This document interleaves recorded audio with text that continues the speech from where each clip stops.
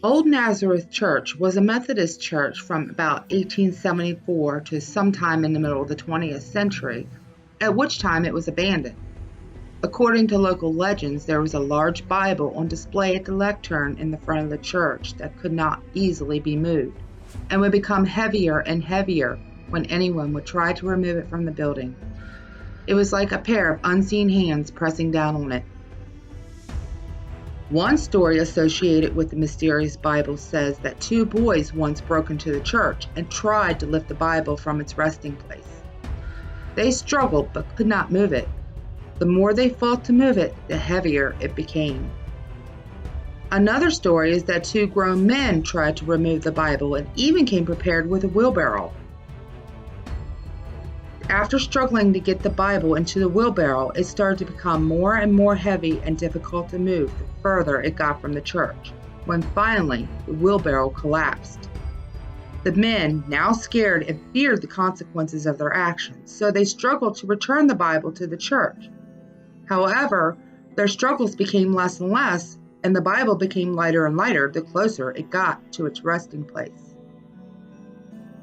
The graveyard that once belonged to the Old Nazareth Church is also said to be haunted.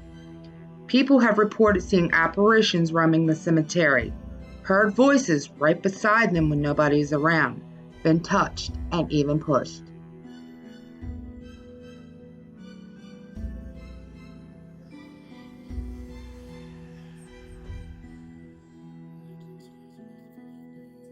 There was a busload of students from a local school going on a history field trip to the old furnace.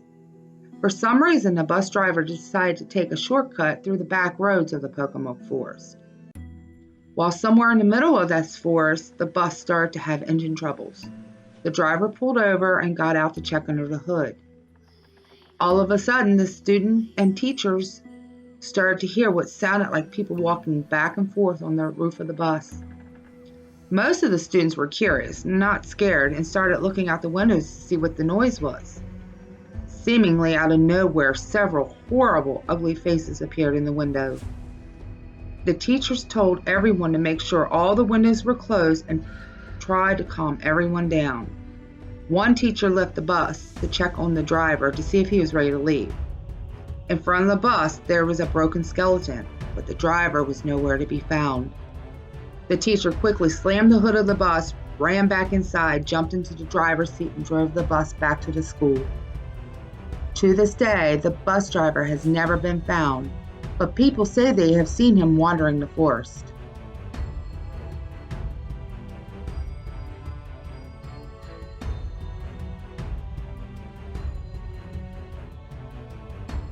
A young couple was driving home after a wonderful date night.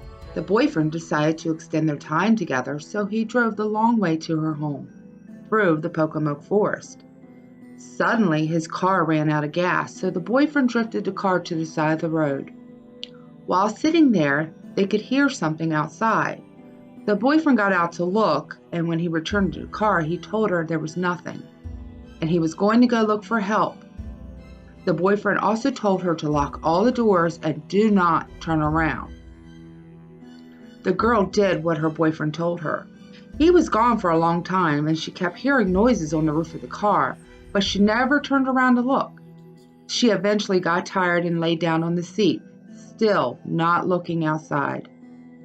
When morning came, she remembered what had happened and sat up, slowly, and looked out the front windshield. She then slowly turned toward the back window, and there on the trunk was her boyfriend's head. She screamed, got out of the car. The sounds she had heard the night before were her boyfriend's fingernails scraping the top of the car. Somebody had hung him from the tree limb by his feet and eventually cut off his head.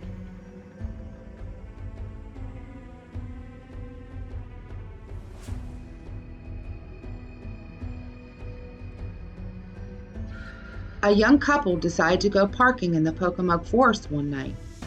They were having a good time listening to the radio and other stuff when all of a sudden a special bulletin came on. The bulletin said an inmate from Cambridge State Hospital had escaped. He was last seen headed for the Pocomoke Forest from the Salisbury area. The man was about 6 foot tall, 165 pounds, with jet black hair and beard. The inmate's hand was also cut off, and in its place was a hook. He was imprisoned for killing people who disturbed the Pocomoke Forest. At first, neither the boy nor the girl were too worried. Suddenly, about a half hour later, the girl broke away from the young man's embrace. She insisted he take her home right away because she kept hearing strange noises outside the car. The couple decided to get out of the car for a second and check it out. Outside, they kept hearing the clanging noises.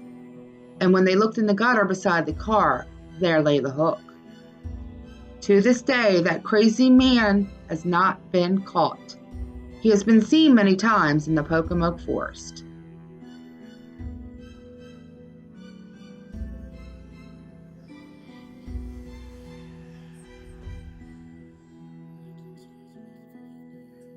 Elemental spirits are non-human spirits that can take a variety of shapes like orbs, mist, even flashing lights and shifting shadows. These spirits are associated with the four elements: earth, fire, air, and water. People have reported seeing these elemental spirits all throughout the Pocomoke Forest.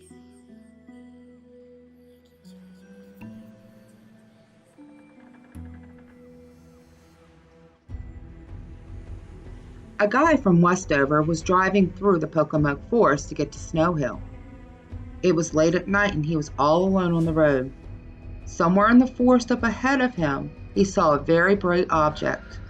The closer he got to the object, the brighter it became until it was right in front of him, blocking the road. The guy still couldn't tell if it was yellow or green. Suddenly, his car stalled when he was about 25 yards away from it.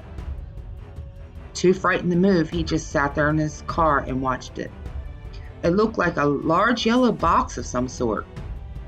After about 15 minutes of this, the object started to drift into the trees, and suddenly the man's car started by himself. He drove away quickly.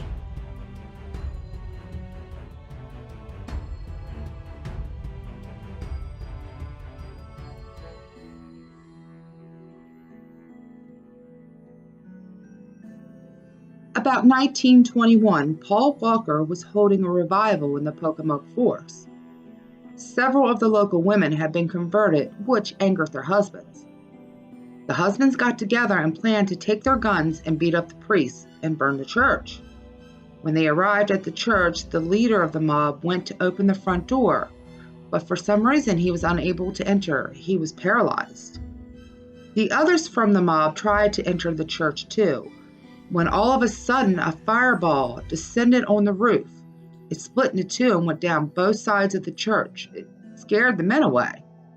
The funny thing is, the church never did catch fire.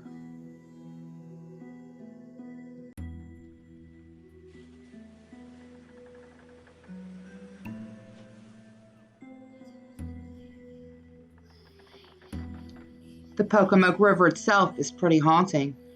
Most of it borders a thick forest of bald cypress that leaks blackness into the water. The river is the deepest river for its width in Maryland, and because of the blackness of the water, many people who have fell into the river drowned because they got disoriented and could not find their way to the surface. Back when the river was busy with schooners bringing imported goods to the various port towns, stories started to surface that the Cellar House had tunnels used for smuggling goods.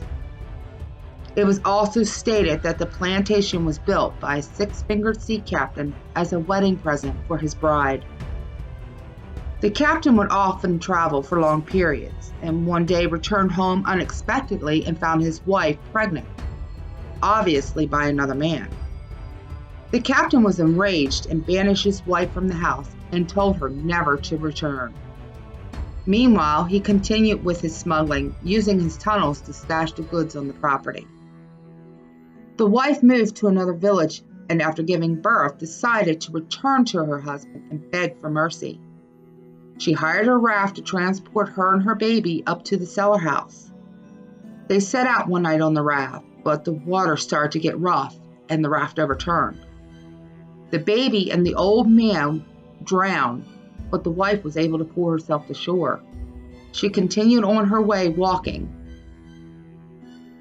When she reached Cellar House, she found her husband home and told him what happened to the baby, and the baby was lost, and begged him to take her back. They started arguing, and the six-fingered sea captain stabbed his wife to death. It is said that cars parked in the woods near Cellar House come out of the forest with six-fingered handprints on them. The captain is warning people to stay away from his hidden treasures. Supposedly, the blood stain where the captain murdered his wife has never gone away. The floorboards have been replaced several times, and each time the bloodstains come back. People have also reported strange lights and cries in the swamp near Cellar House. They say the cries are an infant and the wailing, guilty mother.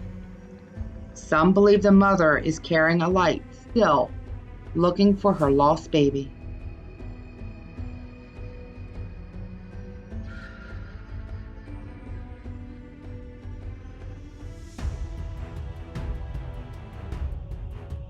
Samson Harmon was born about 1790, and like his father, Samson was a free African American in the time when slavery was the norm. There is very little about his early life, but it is said that he was strong enough to wrestle bears and fast enough to chase down deer. Samson was very tall and always wore a hat, but never wore shoes. Samson was a jack of all trades at the iron furnace and would help anyone in any way he could. After the furnace was abandoned, Samson continued to live there in his small wooden cabin and would tend garden. He would barter for supplies he needed from the general store in Snow Hill. In 1896, the county forced Samson to move to Elms House in Snow Hill, where he died within a year at the age of 107. His final wish was to be buried at the old furnace, which was granted at first and then later denied, and he was buried at Snow Hill. Because of this, his ghost now haunts the furnace, and he is one of the most prominent, well-documented ghostly presence in the area. Many people have reported seeing apparitions of Samson for decades. The reports say that a tall black man in a ragged coat and hat has been seen walking in the forest, usually at dusk or at night in the light of the moon.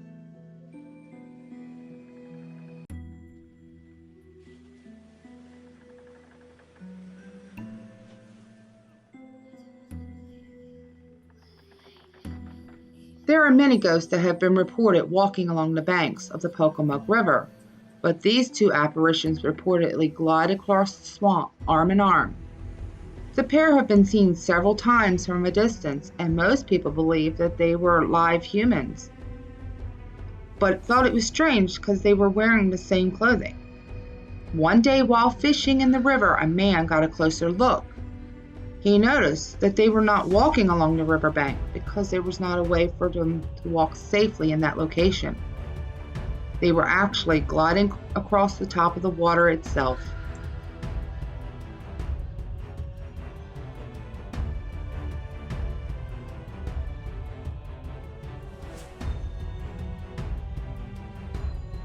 The Goat Man is the Bigfoot of the Pocomoke Forest, and according to local legend is a man with the head of a goat with large horns and is light on his feet. Goat Man survives by eating small animals and fish he catches from the river. He walks a swamp where no man or large animal can walk without sinking.